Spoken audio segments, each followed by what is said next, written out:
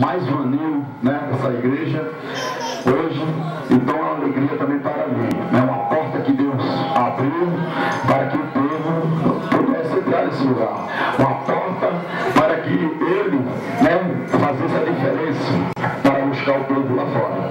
Então é um ano de vida, né, fé e vitória. Eu louvo a Deus pela vida do nosso pastor Leonardo, né, um grande amigo também, conheço ele há muito tempo, por isso que eu estou aqui hoje também, para me alegrar, expressar a alegria do nosso irmão, porque a alegria dele é a nossa alegria também, né?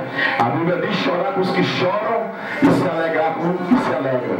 E hoje todos nós estamos se alegrando com o nosso irmão Leonardo. Eu quero deixar uma palavra aqui que se encontra no livro de Salmos, Salmos capítulo 116, um versículo só, o versículo 12, que diz assim: que darei eu ao Senhor por todos os benefícios que tem me feito. Amados, aqui esta palavra, Davi estava dando gratidão, agradecendo a Deus por tudo que Deus tinha feito na vida dele. Davi aqui era grato a Deus, né?